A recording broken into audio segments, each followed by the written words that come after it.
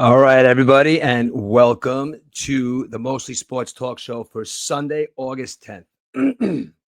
Excuse me, guys. I got to clear my throat a little bit. That's right. Today's Sunday, August 10th, Sunday morning. And we got a lot of stuff going on today. Listen, both of our baseball teams are absolutely struggling.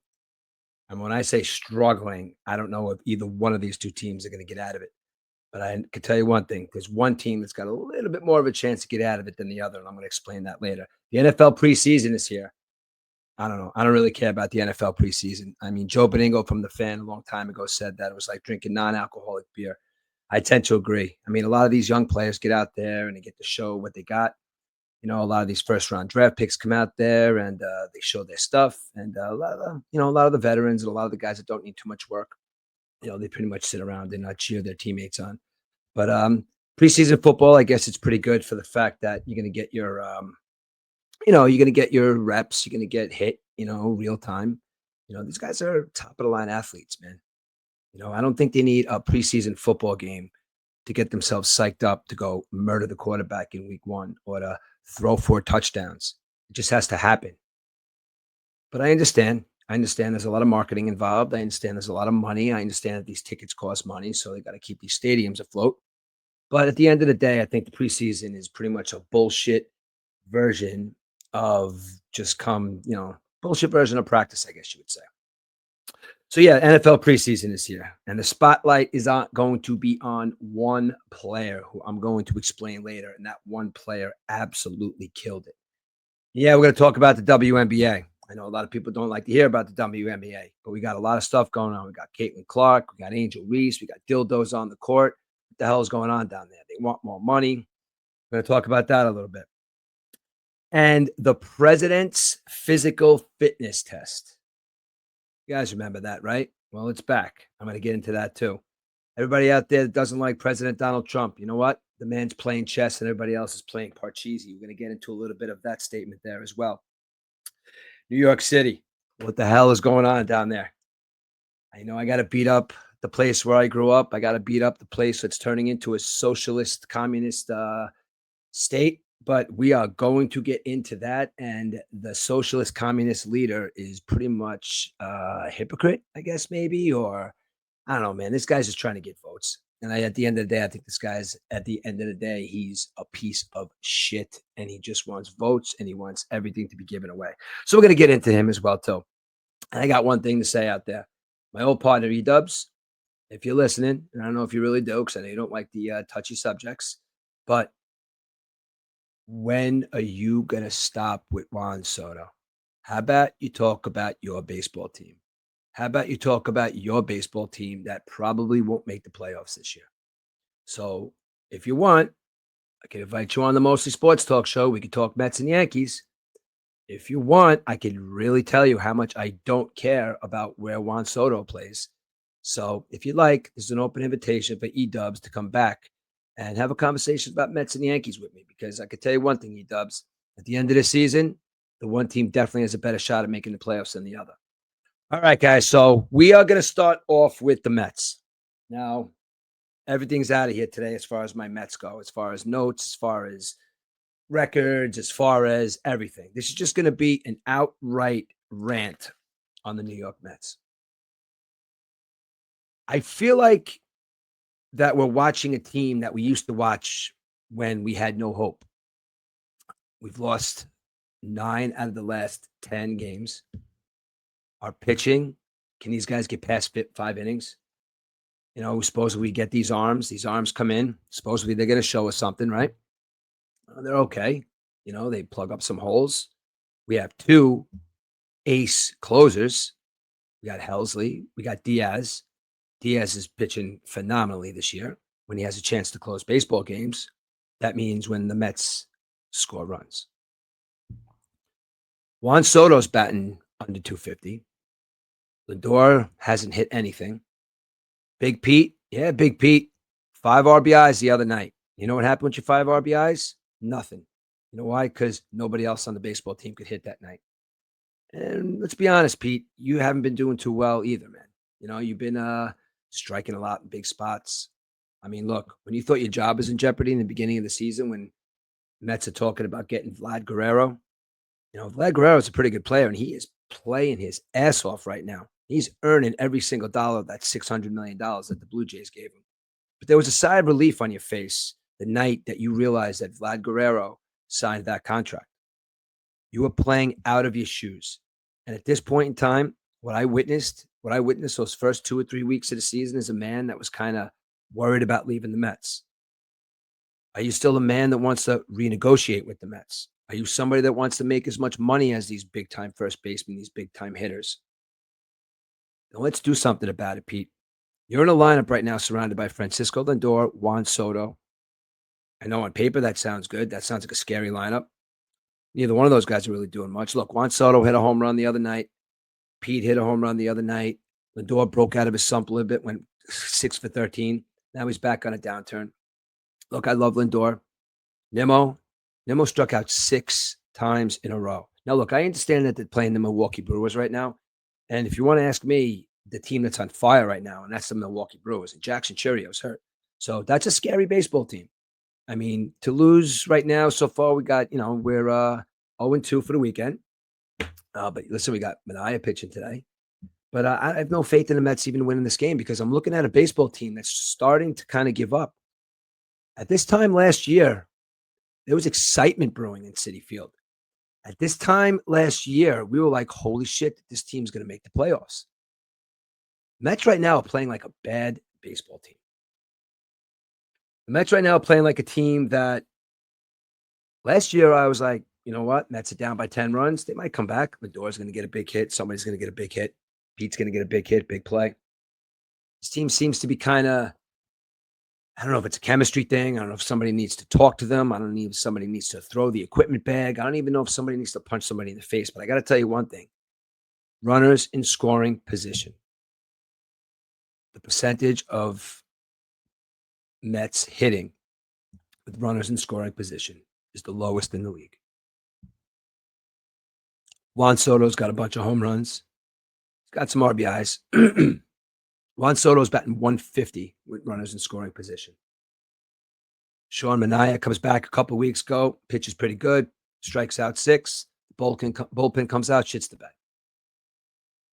When one side's playing well, the other side can't. But you know what's happening right now? Both sides aren't playing well. This Milwaukee Brewers series right now is a huge series. Like I said to you guys in the past, I don't give a shit when they play the Red Sox or the Yankees or the Royals. Look, and the Guardians got swept by the Guardians. I mean, look, the Guardians aren't a bad baseball team. And that's really the only time that it really matters, when we get our asses kicked by another team in the American League. Somebody said to me the other day, I was like, we just can't seem to beat the American League. Well, if this team wants to win a World Series, we're going to have to face one of these teams in the American League to win a World Series. This team needs to get off their asses and try to realize that last year wasn't just a hoax. Last year, I saw a team that came together around this time and showed us something. There's people coming to the building. There's people cheering your team on. There's people cheering my team on. I find myself this year more than last year trying to take a break. Watched a little bit of the game last night. Watched none of the game the other night. I didn't watch any of the games last week. So I find it's kind of like I have this relationship with the Mets like I've experienced in the past, and I've told you guys in the past. It's kind of like, long time ago when you had that girlfriend you were with, or, it was all great, and it was just, got a little boring, or it got a little annoying. I mean, you knew you guys were going to get back together eventually, but at the end of the day, it's like you just need a little bit of a break. And I find myself taking my second break of the year. And I'm going to go back, obviously. And the reason for this break is not because I'm not a Mets fan. As a matter of fact, I think that the reason I'm taking this break is because I'm a huge Mets fan. And there are times when I can't look up at that screen, and what I'm watching is a baseball team that had so much faith in the beginning of the year. A baseball team that 17 years ago, I asked my son to put faith in as well. And the two of us just watch these games in horror to think that, look, the Yankees got 27 World Series. If you're a Yankee fan right now and you're around the same age as my son, which is 20, got 1 World Series. You're a Yankee fan that's around my age, you got a lot of winning. And listen, there were some lean years too. Sorry, guys, I got to take a drink here.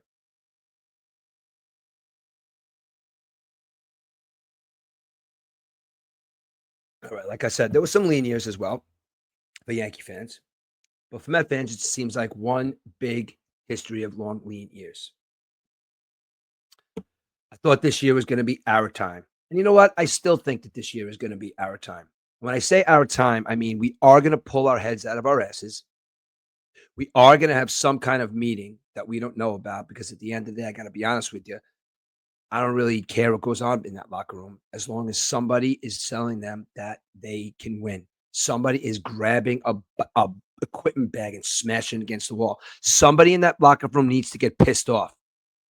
Somebody in that locker room needs to get up there and hit somebody, smash somebody in the mouth. One of these pitchers. Oh, you want to hit a home run off me? I'm going to go Bob Gibson style on you. The Mets need an attitude right now. The only attitude they have is on a 60-day DL, and we're not going to see him. That's Jesse Winker. It's got attitude. Tells you to go fuck yourself. Mets don't have that. Love Francisco Lindor. I tell you all the time, Francisco Lindor is probably one of my top 2, top 3 favorite baseball players ever. There's one drawback to him. He's everyone's goddamn friend on the field. What happened to going out there and just being fucking mean to each other? Whether you're friends afterwards, whether you go get a drink afterwards, you were out there to beat each other. You were out there to win a game. So I'm going to talk about a couple of players that best the history that were assholes. But the main focus of them playing that sport, it's a competition and win at all costs. This team has to have a win at all cost mentality. Again, Francisco Lindor, I love you. You're not going to get that killer instinct by smacking your friends in the ass on the other teams and say, what's going on? I understand it might be a little bit of banter. Maybe I understand that that's what happens, when you go play baseball outside of the United States of America. But the last time I checked, baseball is a competition of who's better, and the only thing that matters is the win. As a matter of fact, the win matters so much that there's players on that team that could play like shit.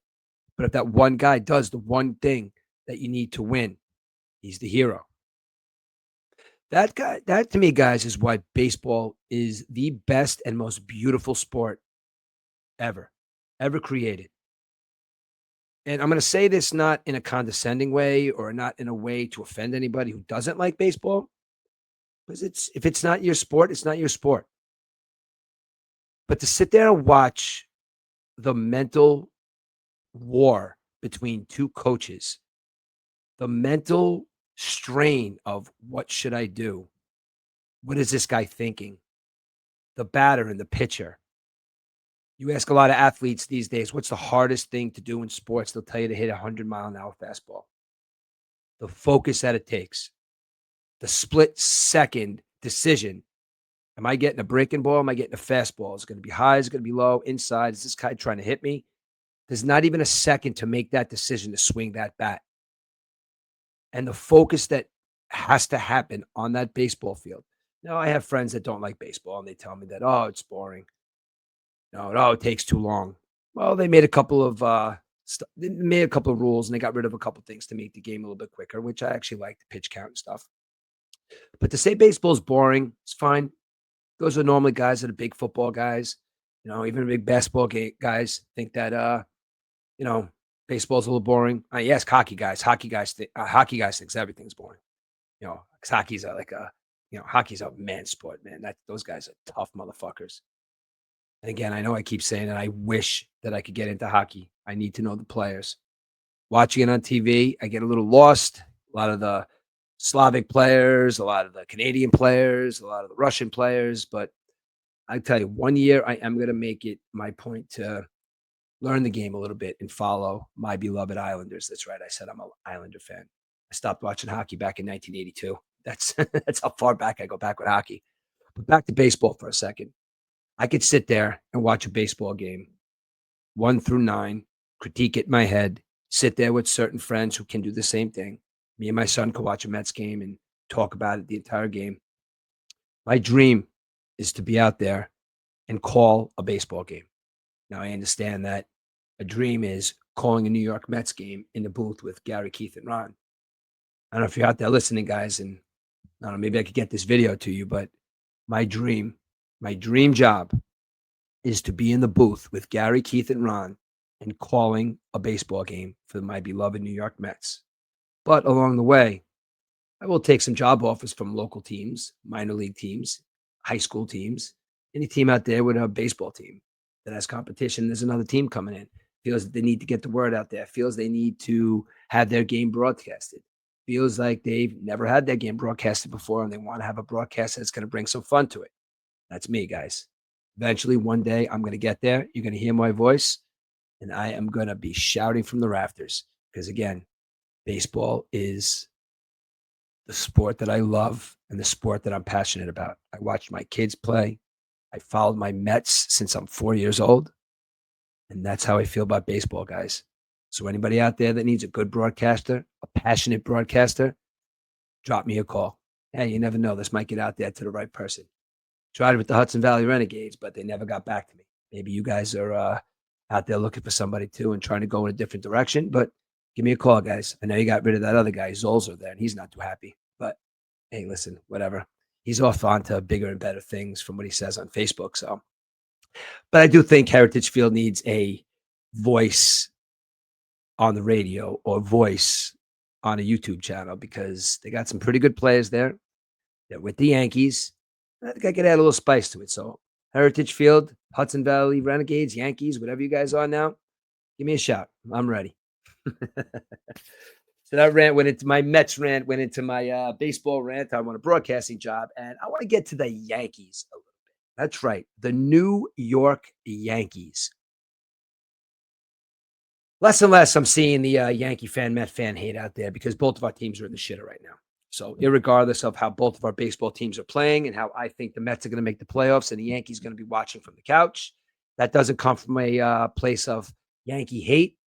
It comes from a baseball perspective of somebody who's observing the baseball game, observing the game that I just explained to you how much I love. Aaron Judge is a big part of that baseball team. When Aaron Judge isn't in that lineup, that baseball team is significantly worse. Now, if there's any Yankee fan out there that wants to discuss that point with me, I'm happy to. But Aaron Judge is the main component that makes that Yankee team run. The other component is on the bench right now because he's hurt, which is Garrett Cole. They could really use him this year. 2 Cy Young candidates possibly with Max Fried pitching really well. Max Fried pitching to like a 10-5 or 11-5 something is a candidate for the Cy Young. That's almost like Jacob deGrom, like back when the Mets, when he had a under 500 record and he won the Cy Young. But the Yankees are in trouble in a lot of aspects because the Yankees do stuff on the baseball field that seems to be like they're not even really paying attention. Now, they're going back to basics by saying that errors lose baseball games. I'm not going to rehash the fact that I feel Aaron Judge dropped that baseball last year in the World Series. It set the tone. Errors destroy baseball games. Errors destroy focus. Errors destroy momentum. Look, I understand there's every once in a while where a ball gets by you. I understand every once in a while where you make a bad throw. Then they come like Chuck Knobloch and you're hitting Rudy Giuliani's mother in the face with a baseball. It's time to like rethink your sport or to go to like see a psychotherapist or something. It's not getting to that point yet with the Yankees, but it is getting to a point where it has to be a little alarming to the fact that they can't throw the baseball to first base. They can't catch routine fly balls. Now, look, they got good players on that team. You saw Grisham last night bail them out with a 2-run home run. That's something that Aaron Judge normally does. Stanton's forced to play the field. Now you got 2 major hitters in that lineup, and they both have to be the DH. You're going to put Aaron Judge back out there in the outfield and force him running 100% because that's what the guy does. Can't take that away from him. Even if he's hurt, if he's favoring something, he still goes out there and he plays 100%. Is he going to get hurt again? I don't know, guys. Aaron Judge is the best baseball player on the planet right now. His swing, his focus, his attitude, even though I wish he would have a little more of a kick-ass in-your-face attitude, but, according to Yankee fans, that's not how he chooses to lead. But he's hurting. And so is this Yankee team. Stanton can't do anything but hit. He runs like a robot. You barely track a fly ball, but he's there to hit home runs in the playoffs. So with Judge hurt right now, that's putting a little damper on what Stanton's trying to do in his career. Is whatever it is, just hit home runs. Remember a couple of years ago in that Boston Red Sox series in the playoffs when Stanton hit that ball almost through the Green Monster? That's all he's there to do. Aaron Judge is there to be the best player on the planet, and that means playing the field as well. So if you're, Ohtani does the same. Ohtani's basically a glorified DH. He's pitching okay right now, but Judge has to be 100% for that baseball team to succeed right now. And again, I understand that, their starting pitching is a little lacking, I guess you would say. Maybe Yankee fans will disagree with me. Maybe they won't. I actually think the Mets have a better starting rotation than the Yankees do. Cashman, genius, right? Maybe. I mean, the day after he made those genius trades for that middle relief, which is going to solidify that Yankee rotation and is going to take those Yankees to the promised land this year. Not so much. Not so much. Players coming back. When these guys get sent down, Bird. A different closer now. I really think that Devin Williams was destroyed by Pete Alonso last year. Destroyed. If anybody wants to argue that point, he's a different guy. This is your closer, Devin Williams. Not anymore, from what I understand. Bardot, I guess his name is your closer. Goldschmidt making errors all over the place. He started off really hot. He's not playing too well right now. Jazz, what's up with Jazz? Plays good one day, plays terrible another day. Next thing you know, he's up in the booth talking shit. I like that part. The talking shit part I love. But this Yankee team is not looking like something that Yankee fans are used to saying, it's my birthright to have a championship, or it's my birthright to win a World Series. This is not a Yankee team that's showing that to you guys. So you have to go out there and say, well, at least we're not the Mets, and start all that big brother, little brother bullshit. Look, I explained to you guys a couple of weeks ago that big brother, little brother is bullshit to me because you guys have been around a long time. If you want to use that analogy as big brother, little brother, yeah, we are the little brother. But when the little brother starts to win, and when the little brother eventually outshines the big brother, it becomes a problem. It becomes a problem with the fans. So why not Yankee fans, Met fans, come to the realization that we need our baseball teams to win their divisions and represent New York in the World Series like it was supposed to be last year. Mets are struggling. I think there's a possibility that they find that niche, or they find that safety net before the Yankees do. Unfortunately, I don't think the Yankees are going to have enough firepower to beat the Red Sox or the Blue Jays. Blue Jays are on fire this year. Shane Bieber, they picked him up at the trade deadline, solidifying that pitching rotation. Vlad Guerrero, it seems like he hits a home run every single day. These Blue Jays are here. I know they're Canadian. I know a lot of us don't like that.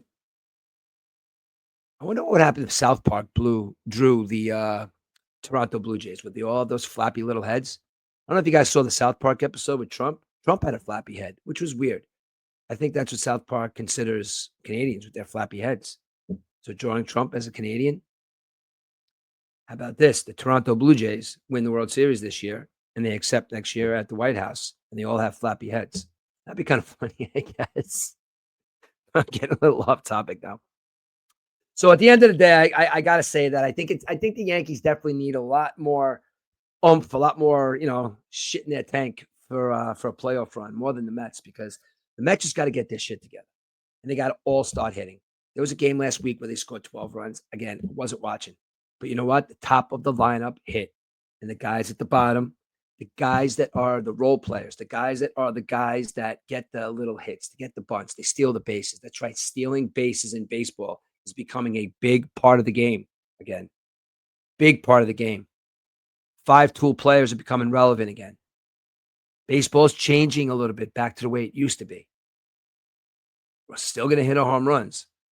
But there's these players right now, these young guys like Nick Kurtz, couple other guys. I got to be honest, I don't even know their names. But there's some young players right now that are playing really, really well. And they're not that big, but they're fast. They hit doubles, they steal bases, and they play the field like they love the game of baseball. Baseball is becoming fun again, guys. Not that it has been fun the last couple of years. Everybody's getting over. It's been years and years and years and years since that steroid debacle. I think Barry Bonds is the greatest baseball player that ever lived. I'll say it again. Barry Bonds is the greatest baseball player that ever lived. It's an absolute crime and a shame that he is not in the Baseball Hall of Fame. It's a pick and choose who you want. Watched an interview with him the other day. Asked what if he was facing Satchel Paige. Without skipping a beat, he says, gone. Take him deep. Do your research a little bit about Barry Bonds. He wasn't all steroids. If you listen to him, how he explains his love of hitting, or how he sees a baseball, how he plays with the pitcher, with his positioning, with his feet in the box, how quick he snaps his hands.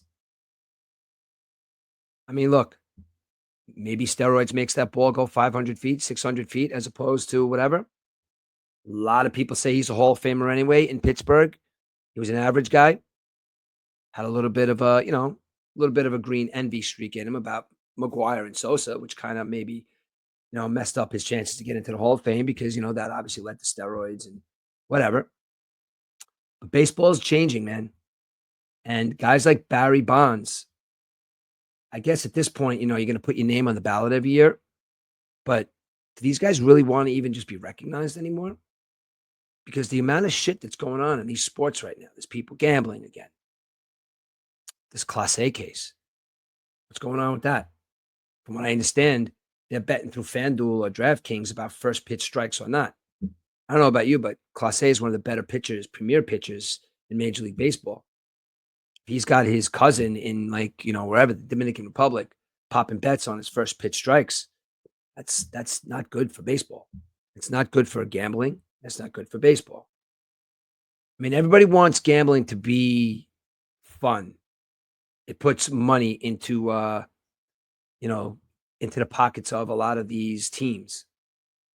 And look, you want to bet? That's fine. It is fun. It really is. At the end of the day, it's fun. You can sit there. I even sit there with my son now. We just throw a couple bucks here and there. I bullshit with my buddy Brian at work all the time. My buddy Brian's betting on $2 here, $3 here, home runs. But there's a serious problem out there when then you can have somebody signing up for accounts and have players that could affect the outcome of a game. Throwing games. Well, not even really just throwing games, because you could bet on certain little aspects of the game too. So that's another thing that's in its infancy stages as far as the gambling aspect and bringing it to the stadiums and, bringing the two together. But human element is always going to be in it. If you have a person that's got a criminal mind and there's a way that they could, skew the outcome of a game where people could win a lot of money, probably going to happen. And I'm still suspect about Ohtani and his boy there. Did Ohtani's boy take the fall? We'll never know, because Shohei Ohtani is a superstar. He's clean cut and he's a robot. So I don't know. We'll see about that. But baseball, guys, it's a game that is a marathon, not a sprint. And right now we're about 20 miles in. We're about 19 miles into this marathon. There's a lot of teams that are playing well out there. So, baseball, Yankees, right? Mets, right? Lots of good teams are playing out. The Dodgers aren't the pure favorite anymore, right? But what we do have here is, all right, I'm going to switch the baseball here. We got to switch the baseball up. We're going to do a little NFL now. Now, just reluctant to start. I was a little reluctant to start with the NFL because I wanted to go into another story, but I'm going to combine the two kind of. You got NFL preseason football, like I explained to you guys.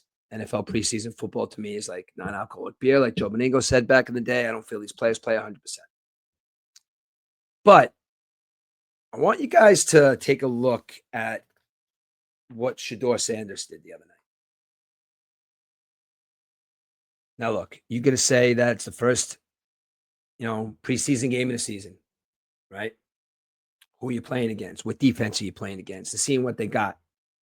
Let me remind you that right now, Shadeur Sanders is the fourth string quarterback on that Cleveland Browns football team. So, yeah, he played. And yeah, he played well. I don't know if anybody watched his mechanics. He had that snap of the arm, snap of the shoulder, threw the ball hard. Got off to a little bit of a rocky start. He ran. Okay. His numbers, these aren't too bad, right? 14 of 23. Completed 60% of his passes, 2 touchdowns, no interceptions. Had a 30-yard pass. Everybody's hating on Shadeur Sanders because he's got a pedigree with his father. Everybody's saying his father is going to get involved in his everyday life. He's going to be a pain in the ass. His father, if he was involved, I don't think that Shadeur Sanders would have been playing for the Cleveland Browns. And watching the way the kid played on the football field, what was it, last night? Showed me that this is a kid that's here to prove something. He's already got the attitude. He's not scared of the media. I watched his whole press conference last night after the game.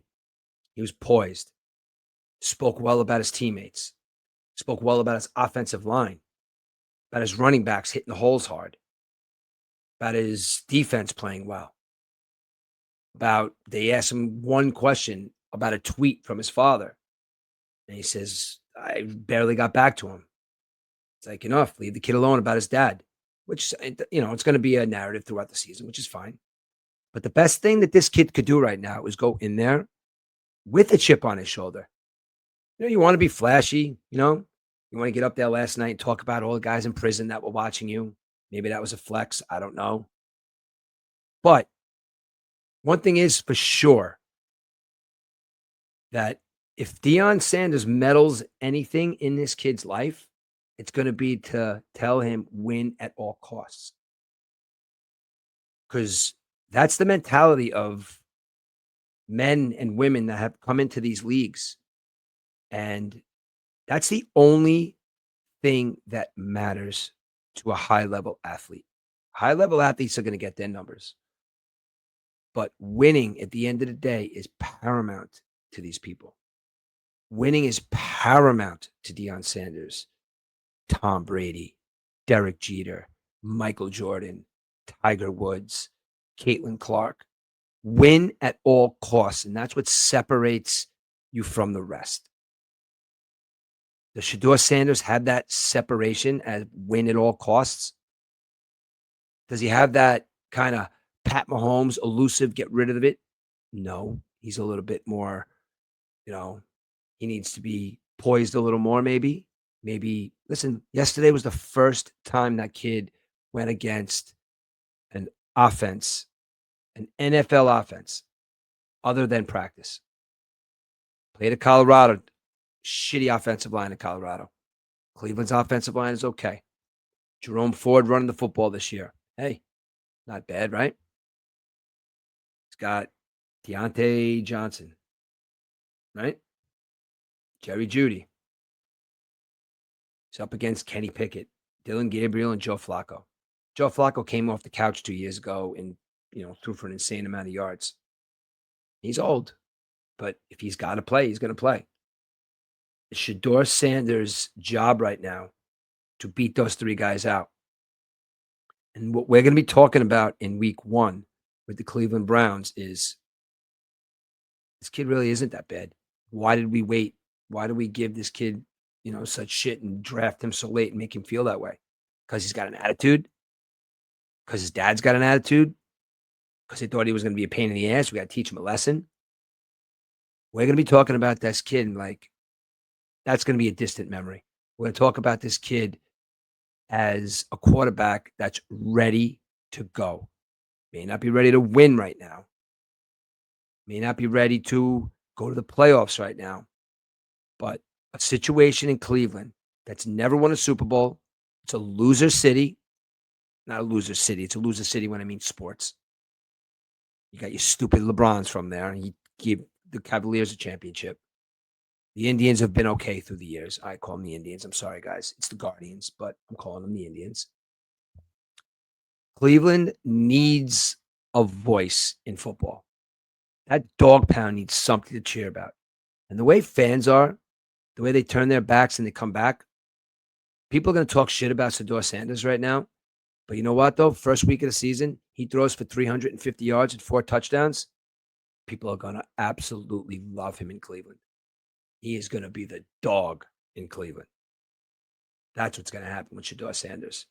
Look, I'll eat my words, but I watched a football player play a football game last night who's ready to play against NFL players.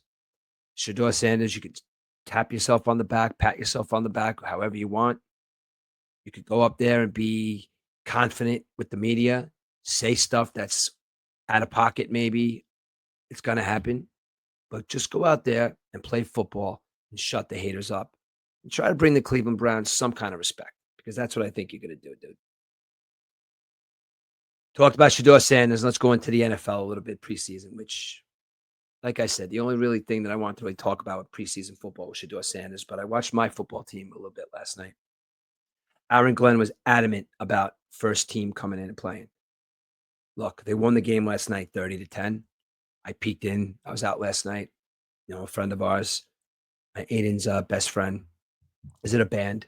And we went to this place called Hurricanes up in Poughkeepsie. And we watched the band play. And I got to tell you, they were phenomenal. But the game was on in the back. And when there was a break with the band, I'd peek in. So Justin Fields scamper in for a touchdown. The stuff that's going on the Jets right now that has to change for this team to win more than 5.5 games is what their over-under is right now. Breece Hall, 3 rushes for 9 yards last night. What's the matter? You think you're too good? I know he only had 3 rushes. I thought the first team was going to get most of the carries. Braylon Allen had 33 yards last night. That's going to be my number one guy. You better watch yourself there, Breece Hall, because you didn't show us nothing last year. Are you going to quit on us? Are you not going to be Breece Hall that we thought you were going to be, catching passes out of the backfield? Look, you got a running quarterback right now. You got a guy that could take off at any time. He's got a pretty good arm. He's got some receivers to throw to. But you're being called out by me as a Jet fan, Breece Hall. You're being called out right now as somebody that I thought was going to have a major, major effect on this offense. You are a major setback for this offense, as the whole offense was last year. Believe me, I'm not saying the Jets played. I am not expecting anything from the New York Jets this year. I'm expecting to go under 5.5 games. What I do want to see is I want to see some fight out of this football team. I want to see what Aaron Glenn said the other day, which he doesn't say much, but basically what I got from that press conference is just fuck around and find out.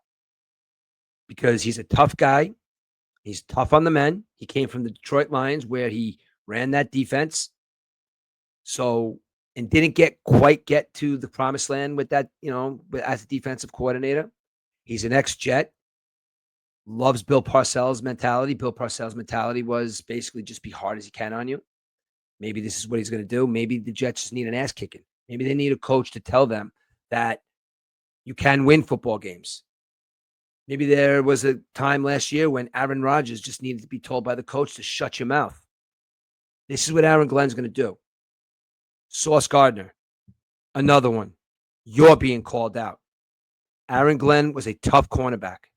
Aaron Glenn is going to be all over your ass this year. If you're not covering the number one receiver in every single football game going forward, I don't give a shit if you lose 8 in a row. You are the number one guy. You're the number one cornerback on this football team, and you are supposed to cover the number one receiver. Let's get to work. Let's start tackling. You're not Deion Sanders. Deion Sanders didn't have to tackle anybody 95% of the time because he was either intercepting the ball or blocking it. He was special. You're not. You got to hit people. You got to cover people. You got to catch the ball when it's being intercepted. You have a lot of pressure on you this year. Football, the NFL, is a pressure cooker. and you gotta come to play this year. I don't want to see you giving up on tackles. I don't want to see you giving up on passes, giving up on interceptions. You're a man. Play like a man. So Breece Hall and Sauce Gardner on this football team are two players. As a Jet fan, I want to see you guys toughen up, and I want to see you guys play good football this year. Again, I'm not going into this NFL football team like I normally do as a Jet fan and saying that it's the Jets' year. We're going to win a Super Bowl. La, la, la, la. No. The Jets are going to suck this year. The Jets are going to give me nothing to watch again on a Sunday. I'm going to wind up changing the channel to Red Zone. Maybe following the Cleveland Browns, like I said, Shadeur Sanders. Why not? Do it to our fans every year. They don't give us nothing to cheer for, nothing to be happy about. We had Aaron Rodgers on the team 2 years ago. Through the years, we've had players that were supposed to make a difference on this football team and didn't. We've had first-round draft picks that were supposed to change the world out of football in 2 years. I understand the fact that you scout these players, you don't know about injuries, you don't know about this, you don't know about that. Find heart. Find it in yourselves to win football games this year. The fans are going to talk. We're going to argue back and forth. We're going to say, oh, you guys suck, and when you win, we're going to love you. That's the way the fans are, man. Get out there and be tough and win some football games. Justin Fields, you already started out on the wrong foot with me as a football fan. Got to show me something. You collapsed on that field a couple of weeks ago like you were shot in a drive-by shooting. You dislocated your toe.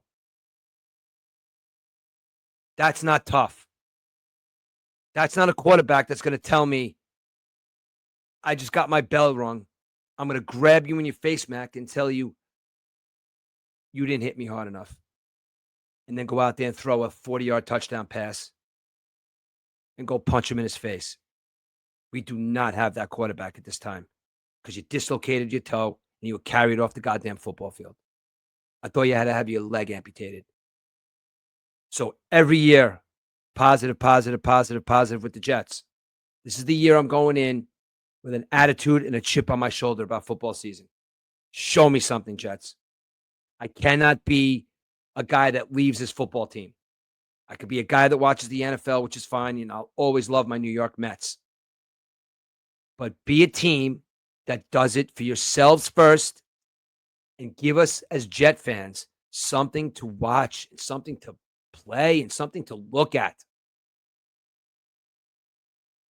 I refuse to go into another season thinking that you guys are going to actually do something.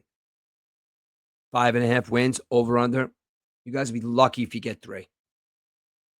Giants, on the other hand. Giants aren't that good either. No, Russell Wilson came in. Russell Wilson's got the football behind the center right now. What do we see from Russell Wilson, really, in his career? We saw Russell Wilson play really, really well in Seattle, right? You know who was in Seattle? Pete Carroll. As soon as he left, he became a mediocre, middle-of-the-road, okay quarterback. Went to Denver, was laughed off the field at times. Bo Nix came in, took his job. Off to greener pastures. Goes to the Steelers. Beats out Justin Fields, ironically, for the quarterback position. Steelers just can't get over the hump because Russell Wilson is not Seattle Seahawks Russell Wilson.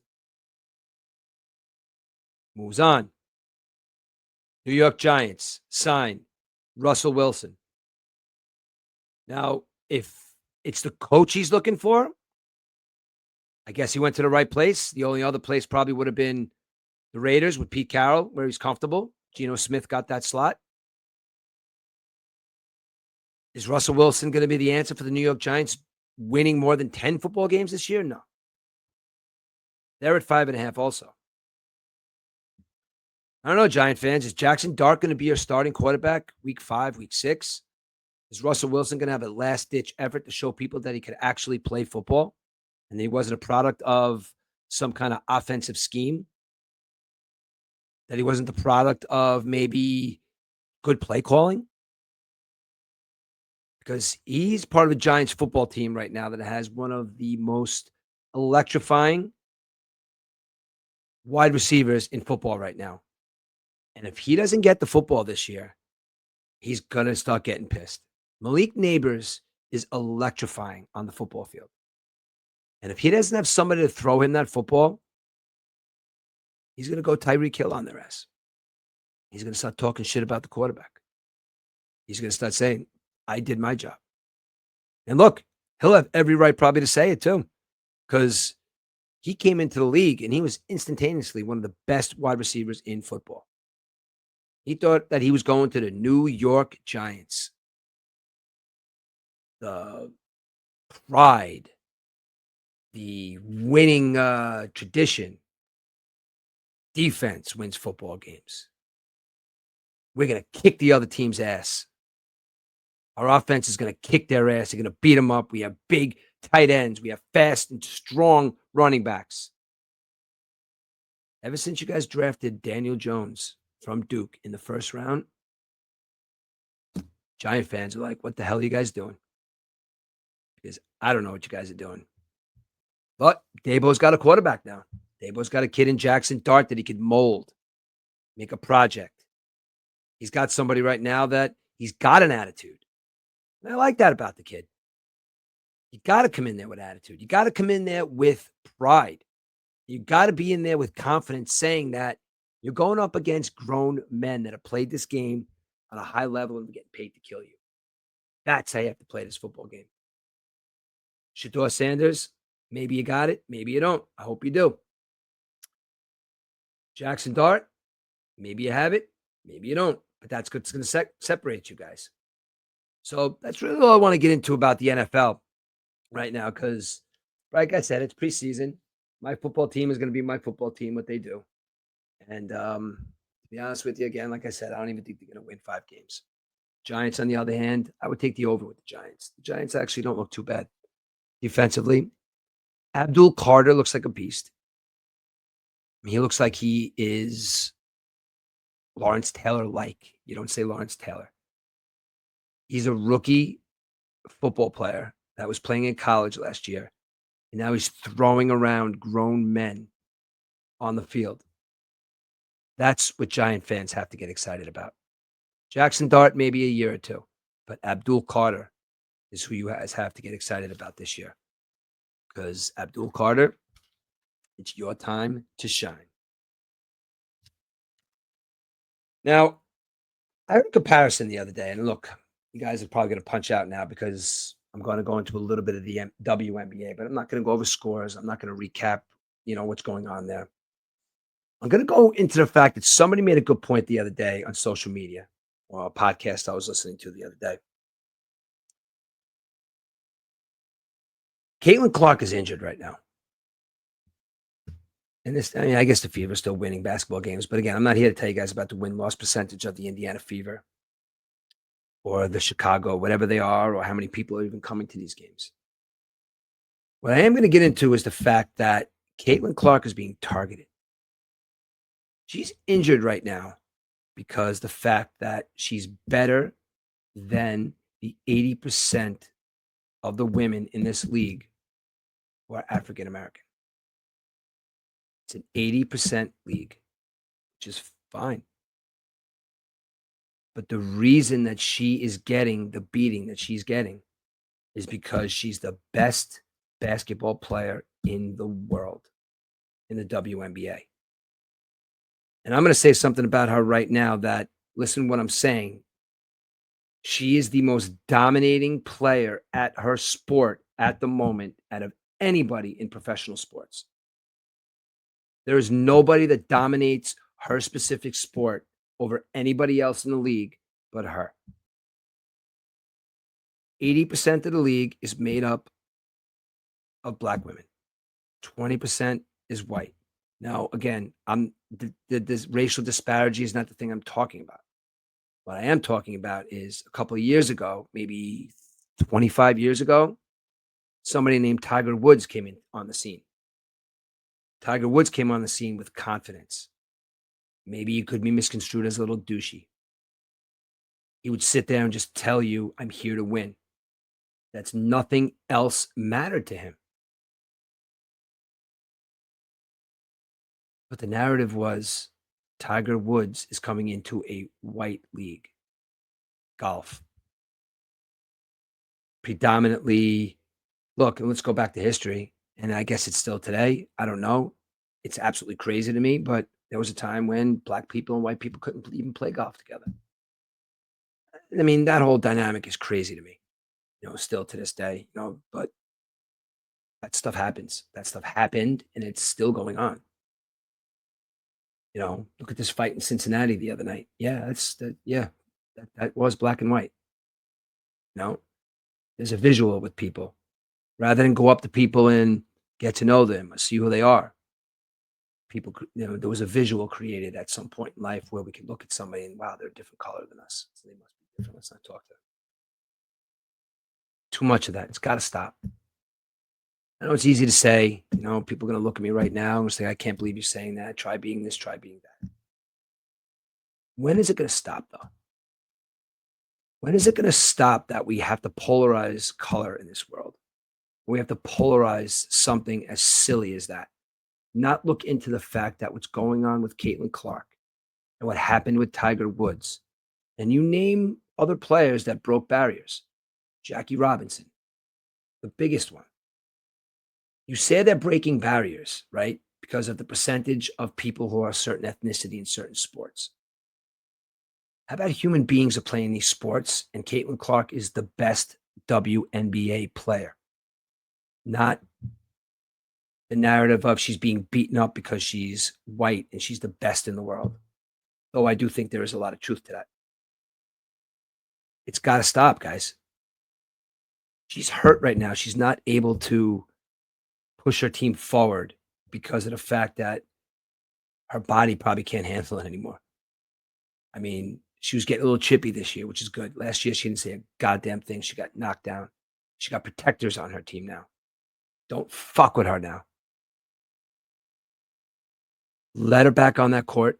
And you know what? Keep beating her up. That's fine. Keep doing it. Because you know why? Because everybody sees it now. Everybody knows what's going on. Everybody knows what agenda is being pushed. Everybody knows Shaquille O'Neal, you're embarrassing yourself with this Angel Reese garbage. How do you put your stamp on her? She's a mediocre basketball player at best. And I know nobody's watching the WNBA. I get it. Look, man, Caitlin Clark's making $84,000 a year. The number one salary, I don't even know who she is. She makes $250,000 a year. WNBA has a $1.5 million salary cap, and they have to use 1.35 of it. I think that's something that should be going on in the other salary cap markets too, because that doesn't leave room for let's just keep the money. But as long as you keep pushing Caitlin Clark away, as long as you stop pushing your star player who's going to get you guys those $1 million contracts, supposedly there's a collective bargaining agreement coming up at the end of the year. They want more money. Look at their shirt. Pay us more. Her shirt should have read, pay me more. The fact that the attendances go up. People aren't coming to see, I know I keep bringing up Angel Reese and picking on her, but she's one of the main vocal assholes about all this. Her teammates are finally coming around on her. But again, she's hurt. And I know it sounds like I'm sympathizing with her. I'm not really even sympathizing with her. I'm just like, give this chick a shot. Michael Jordan, when he first came into the league, the Pistons were the bad boys. You went up against the Detroit Pistons, you will go home with at least one black eye, one punch in the face, one elbow to the ribs, one kick to the nuts, to the balls. It's tough. Michael Jordan gained 25 pounds of muscle. You know what he did? He beat the shit out of him that next year. And I think that's what Caitlin Clark's doing. She's just getting better and better and better. Sam George, I just realized that, to be completely honest with you, and I'm going to work on that. I got you, man. Just trying to do my thing. I'm doing a little research. Cease and desist. My show's that good?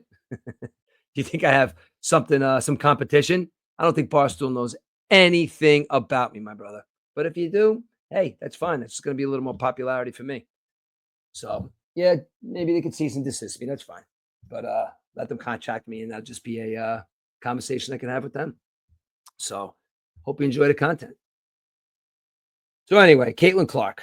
I'm gonna actually I'm gonna get away from that for a second because I think I went off on the WNBA a little too much now. But all you really got to know is that the difference is between Caitlin Clark and Tiger Woods is nothing but really the color of their skin. But the two of them came in and dominated their sport, and people couldn't handle that. And that's what's going on right now. You know what? You want to pay these women more money? They're getting more views. Look, I really don't watch. I watch here and there. I watch when she's on the TV. But if, the Sparks are playing somebody or whatever, I'm probably not going to watch. But you know what? Listen, you guys are going to have a walkout next year, a lockout. You're going to demand more money. Good luck, ladies. Good luck. Because you guys are going to need it. Fortunately or unfortunately, sports is a male-dominated viewership. Men watch sports. Women don't. And unfortunately, there's a small portion of men that watch the WNBA. But when something that's going on like this is happening, trying to push the stars, trying to push the teams, listen, I'll get on board with it. I'll get on board with the WNBA. Give us something to watch. Don't complain. Give us a better product to watch. And that, at the end, is where you're going to actually flourish. There you go. So the WNBA. What do you guys